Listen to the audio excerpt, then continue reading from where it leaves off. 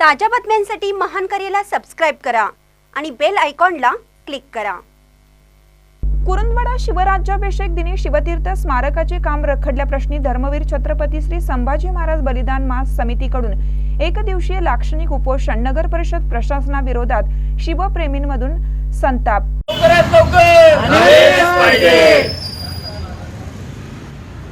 कुरुंदवाड येथील बलिदान मास समितीला प्रत्येक वेळी पत्राद्वारे निवेदनाद्वारे नगरपालिकेला सांगण्यात आले की लवकरात लवकर सुशोभीकरणाचं काम सुरू करण्यात यावं, पण प्रत्येक वेळी नगरपालिकेने आमदार साहेबांनी एवढा निधी येऊन सुद्धा त्या कामाची सुरुवात कुठेच दिसत नाही आहे। प्रत्येक वेळी काहीतरी वेगळी वेगळी कारणं दिली जातात, तोंडाला पान पुसले जाते, पाणी पुसले जाते आमच्यावर, आणि प्रत्येक वेळी काहीतरी आंदोलन करायचं झालं की आम्हाला काहीतरी येऊन बोलवलं जातं, सांगितलं जातं। पण आज या आंदोलनाद्वारे उपोषणाद्वारे आम्ही नगरपालिकेला प्रशासनाला हे सांगू इच्छितो की आम्हाला कोणत्याही प्रकारे आज या उपोषणाचा उद्देश म्हणून आम्हाला लेखी स्वरूपात आणि कामाची लवकरात लवकर सुरुवात कधी करतोय हे लेखी स्वरूपात आम्हाला मिळावं, हीच आम्ही आज या उपोषणाद्वारे नगरपालिकेकडे आमदार साहेबांच्याकडे मागणी करत आहोत।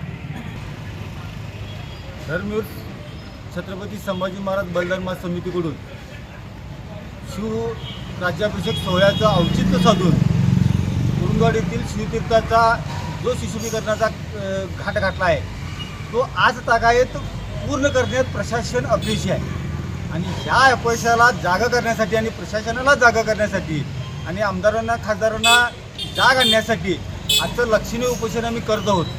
जर ह्या आंदोलनाला जर प्रशासन दखल घेतली नाही तर पुढचं आंदोलन पुढचं जे होईल त्याला प्रशासन जबाबदार राहील। उपोषणाची दखल घ्या, अन्यथा तीव्र आंदोलन करण्याचा इशारा। शिवतीर्थ स्मारकाचे काम निधी अभावी रखडलं असून निधी प्राप्त झाल्यानंतर तात्काळ कामाला सुरुवात करणार, प्रशासक तथा मुख्य अधिकारी आशिष चौहान यांनी सांगितलं आहे।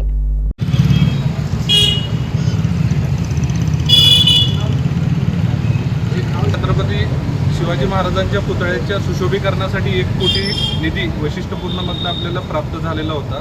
त्याच्या कामाबाबत आपण वर्क ऑर्डरही केलेली होती, मात्र शेजारी जी विहीर आहे ती खूप वर्ष जुनी आहे आणि त्याचा जो एक 10 ते 14 फुटाचा एक जो भिंतीचा पार्ट आहे तो हळूहळू कोसळत चाललेला आहे। आता त्याचं काम सुरू करण्यामध्ये असा धोका होता की जे काही आपण काम करणार होतो ते कोसळत गेलं असतं। त्यासाठी मागचे काही महिने आपण त्याचा पाठपुरावा करतोय। जे हेरिटेज कमिटी आहे, माननीय सौ अमरजा निंबाळकर मॅडम आहेत, Kolhapur heritage conservation committee Kolhapur, यांच्याकडे पत्रव्यवहार आपण केलेला होता आणि त्यांना विनंती केलेली होती की ती विहीर बुजवण्यासाठी आम्हाला परमिशन मिळावी, जेणेकरून तिथे छत्रपती शिवाजी महाराजांच्या पुतळ्याच्या लगतचा जो एरिया आहे तो बुजवून आपल्याला सुशोभीकरण करणे अजून सोपे जाईल आणि तो ढासळणार नाही। या पद्धतीने म्हणजे एक शाश्वत पद्धतीचं जे काही सुशोभीकरण आहे ते करता येईल यासाठी आपण प्रयत्न करणार होतो, मात्र त्यांच्याकडून आपल्याला कुठलाही उत्तर मिळालेलं नाही आहे। तसेच तो बुजवण्याचा खर्च जो आहे तो अंदाजे विहीर बुजवण्याचा खर्च 4 कोटीच्या आसपास आहे। तर त्याच्या व्यतिरिक्त आपण अजून एक उपाय असा केला होता की त्या विहिरीचं कोणत्याही प्रकारचं नुकसान न करता शासनामार्फत आपण एक भिंत बांधून त्या विहिरीला कोणतंही नुकसान न करता आपण जे सुशोभीकरणाचं काम होतं ते करण्यासाठी 2 कोटीचा प्रस्ताव तयार करून माननीय आपले जे आमदार आहेत आपल्या शिरोळ तालुक्याचे डॉक्टर राजेंद्र प्रसाद यड्रावकर साहेब, तर राजेंद्र पाटील यड्रावकर साहेब यांच्याकडं आपण ते निवेदन दिलेलं होतं आणि प्रस्ताव दिलेला होता की त्यामध्ये लवकरात लवकर आपल्याला 2 कोटीचा निधी प्राप्त व्हावा आणि त्या पॅरलल आपण 2 कोटीचं टेंडरही केलेलं होतं। मात्र त्या दरम्यान आचारसंहिता लागली आणि 2-3 महिन्याचा जो कालावधी आहे तो आचारसंहितेत असल्यामुळे शासनाकडून आपल्याला तो निधी उपलब्ध झाला नाही। मात्र आत्ता आम्ही त्याच 2 कोटीच्या निधीच्या पाठपुराव्यामध्ये आहोत। लवकरात लवकर तो निधी उपलब्ध करून घेऊन जे काही भिंतीचं काम आहे ते आपण करून घेणार आहोत आणि त्यानंतर जे सुशोभीकरणाचं काम आहे ते आपण स्टार्ट करणार आहोत। कारण काय, वरून जर आपण ते काम चालू केलं तर एका बाजूने ते ढासळत जाईल आणि ते शाश्वत होणार नाही। आपला फक्त निधी खर्च करणे हा नगरपालिकेचा हेतू नसून ते एक टिकाऊ आणि शाश्वत असं स्ट्रक्चर असलं पाहिजे, हा आमचा हेतू आहे।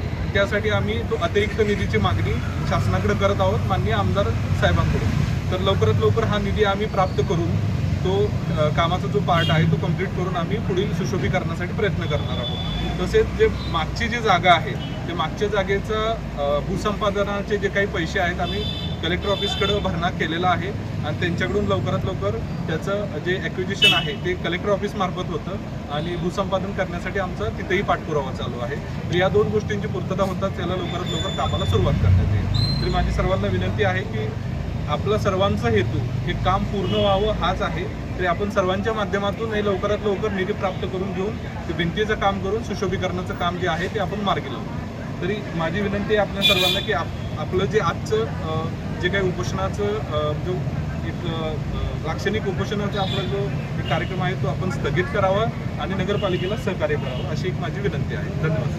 फक्त त्याच माध्यमातून निधीसाठी प्रयत्न करतोय असं नाही आहे, आम्ही इतर योजनांमधून पण त्यासाठी प्रयत्न करतो. म्हणजे मी आपल्याला काल म्हटलं की नगरपालिकेला जो निधी येतो मी त्यासाठी प्रयत्न करणार आहे. जर तिथून नाही झालं